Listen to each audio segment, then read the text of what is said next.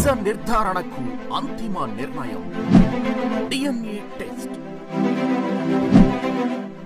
ఉన్నది ఉన్నట్లుగా వాస్తవాలను శోధించి వివరించే మన డిఎన్ఏ టీవీ, మన రాష్ట్రం, మన ఛానల్. నమస్కారం. గత ప్రభుత్వంలో గత ముఖ్యమంత్రి వైఎస్ జగన్మోహన్ రెడ్డి సపోర్టు చూసుకుని విచ్చలవిడిగా నిరభ్యంతరంగా రెచ్చిపోయినటువంటి వైసీపీ నాయకులు, మంత్రులు అందరూ కూడా చిక్కుల్లో పడిపోతున్న పరిస్థితి కనపడుతుంది. గతంలో చేసినటువంటి పాపాలన్నీ కూడా ఒక్కటొక్కటిగా పగిలిపోతున్నటువంటి పరిస్థితి కనపడుతుంది. నిన్న మొన్నటి వరకు చెలరేగిపోయినటువంటి సదరు నేతలు నేడు గప్చుప్ అయిపోయిన పరిస్థితి కనపడుతుంది. ఒక్కరంటే ఒక్కరు కాదు, అందరూ కూడా అదే కోవలో ఉన్నారు.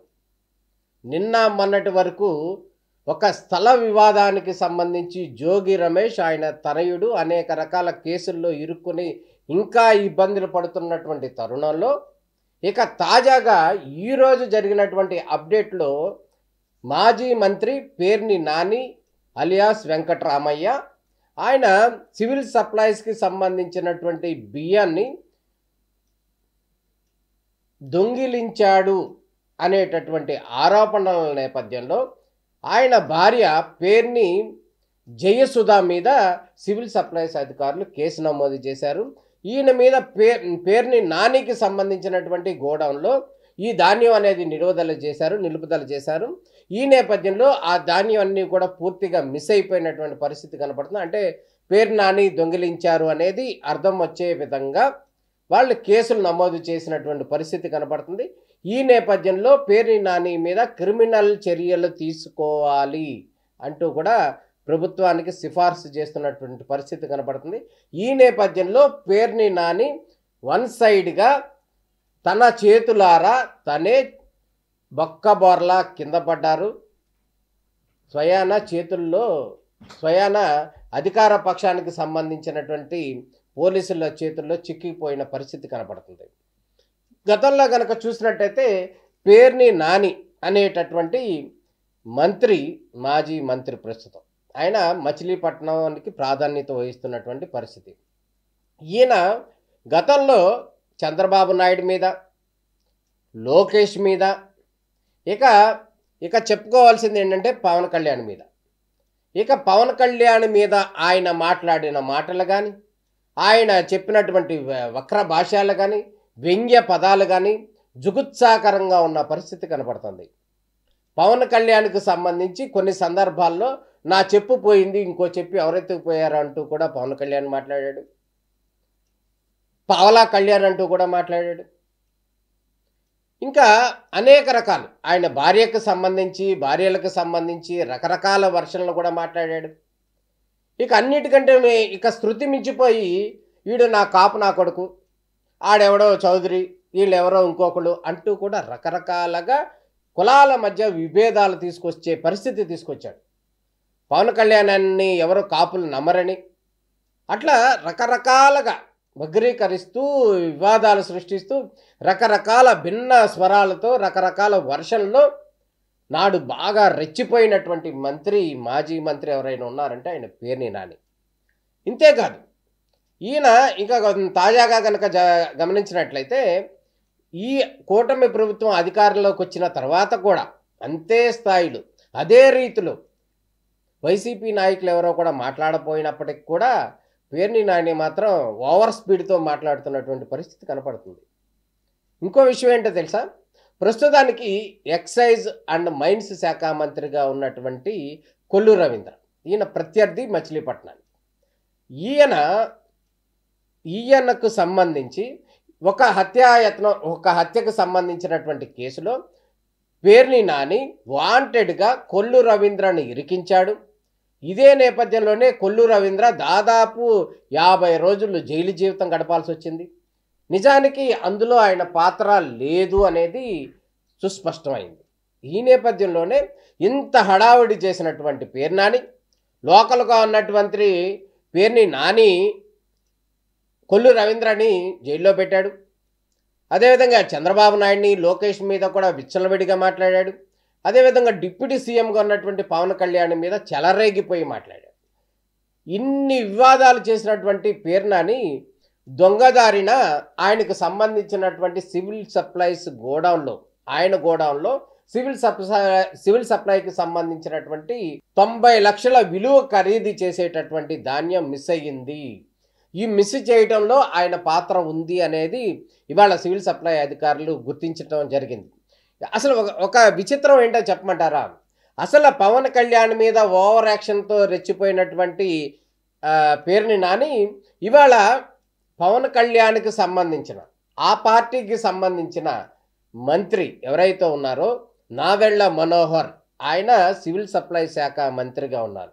ఆ శాఖకు సంబంధించినటువంటి అంశంలో భాగంగానే ఆ శాఖ అధికారులే వచ్చి ఈయన కుటుంబం మీద కేసులు నమోదు చేయటం, ఈయన మీద కూడా క్రిమినల్ చర్యలకి ముందుకు వెళ్ళటం అనేటటువంటి అంశం ఏదైతే ఉందో ఇది చాలా విచిత్రంగా ఉంది. సప్త సముద్రాలు ఈదినటువంటి గజ ఈతగాడు ఇంటి ముందు పిల్ల కాలంలో పడి చచ్చిపోయినట్టు కనపడుతున్న పరిస్థితి కనపడుతుంది. ఎంతో రెచ్చిపోయినటువంటి పేరుని నాని జనసేన నాయకుల మీద, పవన్ కళ్యాణ్ మీద ఇప్పుడు తాజాగా వాళ్ళ చేతుల్లోనే, వాళ్ళ కేసుల్లోనే ఇరుక్కున్నటువంటి పరిస్థితి కనపడుతుంది. మొత్తానికి ఈ వైసీపీలో చెలరేగినటువంటి పేరుని నాని ఆల్మోస్ట్ ఈ కేసులో ఇరుక్కున్నాడు. ఆయన వ్యవహారం మొత్తం కూడా చట్ట పరిధిలోకి వెళ్ళిపోయే అవకాశం ఉంది. ప్రస్తుతానికి పేరుని నాని ఆల్మోస్ట్ క్లోజ్ అయిపోయినట్టు పరిస్థితి కనపడుతుంది. ఇక మరో మంత్రి, మాజీ మంత్రి ఎవరైతే ఉన్నారో విడుదల రజని, ఈమె టీడీపీ పార్టీలో పుట్టినటువంటి మొక్కాన్ని చెప్పి అనేక సందర్భాల్లో చెప్పినప్పటికీ కూడా వైసీపీ ప్రభుత్వంలోకి వెళ్ళిన తర్వాత హెల్త్ మినిస్టర్గా చక్రం తిప్పిన పరిస్థితి కనపడుతుంది. అంతేనా? జగన్మోహన్ రెడ్డికి కానీ, అదేవిధంగా పార్టీ వ్యవహారాలను మొత్తానికి వన్ సైడ్గా నడిపినటువంటి సజ్జల రామకృష్ణారెడ్డికి కానీ, వీళ్ళందరూ కూడా సన్నిహితంగా ఉంటూ చాలా వ్యవహారాలు గడిపారు. అందులో భాగంగానే అనేక రకాల విషయాలు వెలుగులోకి వచ్చాయి అనేది తాజాగా అందుతున్నటువంటి రిపోర్ట్. దాంట్లో భాగంగానే ఒక స్టోన్ క్రషర్కి సంబంధించి ఒక యజమానిని బెదిరించి ఆయన దగ్గర 2 కోట్ల రూపాయలు నగదు తీసుకుందని చెప్పి విజిలెన్స్ రిపోర్టు ఇవ్వటం జరిగింది. విడుదల రజనీతో పాటు ఎవరైతే ఉన్నారో ఒక ఎస్పీ స్థాయి అధికారి కూడా డబ్బులు తీసుకున్నాడు అనేది ఆ విజిలెన్స్ రిపోర్ట్ యొక్క సారాంశం. దీంట్లో కనుక మనం గమనించినట్లయితే వన్ సైడ్గా వైసీపీకి వర్షన్లో ఉన్నటువంటి విడుదల రజనీ కూడా తాజాగా ఈ వ్యవహారంలో ఒక చిన్న తప్పిదము, అదేవిధంగా పొరపాట్లు, అదేవిధంగా ఒక రకమైనటువంటి లంచాల వ్యవహారంలో ఇరుక్కున్నారు, అవినీతికి పాల్పడ్డారు. దాంట్లో భాగంగానే వాళ్ళపైన కూడా విడుదల రజనీ పేరు మీద కూడా కేసు నమోదైంది. వారు కూడా త్వరలో అరెస్ట్ అయ్యే అవకాశాలు లేకపోలేదు. ఇంకా ఇంకో విషయాన్ని కనుక గమనించినట్లయితే గతంలో ఏపీ ఫైబర్ చైర్మన్గా పనిచేసినటువంటి వైసీపీ నాయకుడు పొన్నూరు గౌతమ్ రెడ్డి, ఈయన కూడా ఎమ్మెల్సీ అభ్యర్థిగా కూడా పోటీ చేస్తున్నారు. ఈయన కూడా అనేక రకాల వివాదాల్లో గతం నుంచి కూడా ఉన్నారు.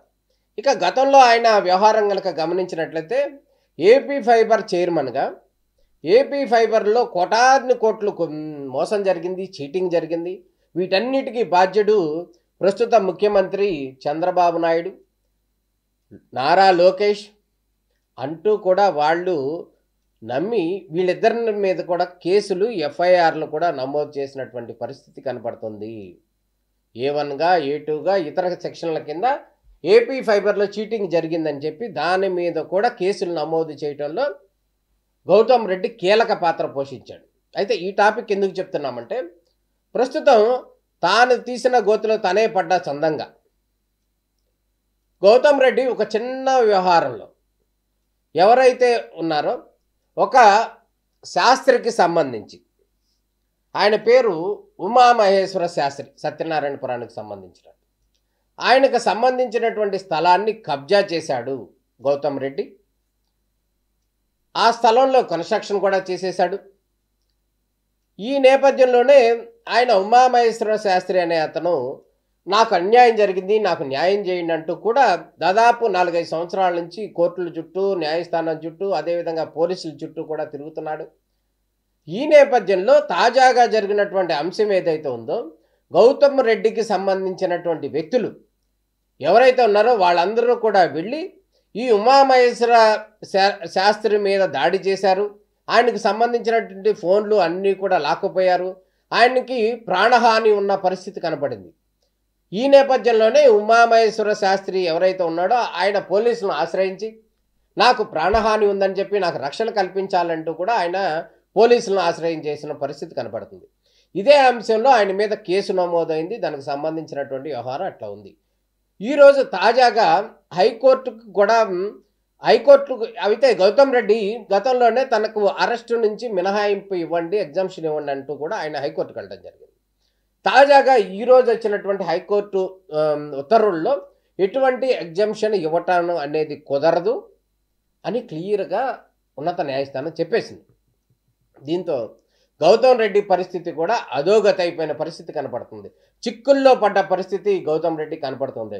ఎన్ని క్షణం ఎప్పుడైనా కూడా ఈ ఉమామహేశ్వర శాస్త్రికి సంబంధించినటువంటి కేసులో హత్యాయత్నం కేసు ఏదైతే ఉందో ఆ కేసులో గౌతమ్ రెడ్డి అరెస్ట్ అయ్యే అవకాశాలు క్లియర్గా కనపడుతున్నాయి. నిన్న మొన్నటి వరకు రెచ్చిపోయినటువంటి ఓవర్ స్పీడ్తో మాట్లాడినటువంటి పేర్ని నాని కానీ, విడుదల రజనీ కానీ, అదేవిధంగా గౌతమ్ రెడ్డి కానీ వీళ్ళందరూ కూడా తాజాగా ఈరోజు అప్డేట్లో వీరందరూ కూడా చిక్కుల్లో పడిపోయిన పరిస్థితి కనపడుతుంది. వీరికి సంబంధం లేని అంశాల్లో అంటే ఆ కన్సల్ట్కి సంబంధించినటువంటి డిపార్ట్మెంట్లో ఇన్వాల్వ్ ఉందో లేదో పక్కన పెడితే మిగతా వ్యవహారాల్లో మాత్రం వాళ్ళు క్లియర్గా చిక్కుకుపోయారు. గౌతమ్ రెడ్డి ఏపీ ఫైబర్ విషయంలో చిక్కుకోలేదు, కానీ ఒక వ్యక్తిని హత్యాయత్నం చేసే దాంట్లో చిక్కుకున్నాడు. అదేవిధంగా పేర్ని నాని సివిల్ సప్లైస్కి సంబంధించినటువంటి బియ్యాన్ని దొంగిలించిన దానికి సంబంధించి అందులో ఇరుక్కున్నారు. ఇక విడుదల రజని హెల్త్కి సంబంధం లేకుండా ఒక స్టోన్ క్రషర్కి సంబంధించినటువంటి యజమాని దగ్గర నుంచి 2 కోట్ల రూపాయలు తీసుకున్నారు అంటూ కూడా విజిలెన్స్ రిపోర్ట్ చెప్పడం జరిగింది. అంటే మొత్తాన్ని కనుక గమనించినట్టయితే వారికి సంబంధం లేనటువంటి వీటిల్లో కక్కుర్తిపడి డబ్బులు తీసుకున్నటువంటి అంశాలకు సంబంధించి మాత్రమే తాజాగా కేసులు నమోదయ్యాయి. రేపో మాపో అరెస్టులు అవడానికి సిద్ధంగా ఉన్న పరిస్థితి కనబడుతుంది. మొత్తానికి నిన్న మొన్నటి వరకు రెచ్చిపోయినటువంటి సోకాల్డ్ వైసీపీ నేతలకు అందరికీ కూడా త్వరలోనే చుక్కలు కనపడేటటువంటి అవకాశం క్లియర్గా కనబడుతుంది. రానున్న రోజుల్లో ఏం జరుగుతుందనేది వేచి చూడాలి. నమస్కారం.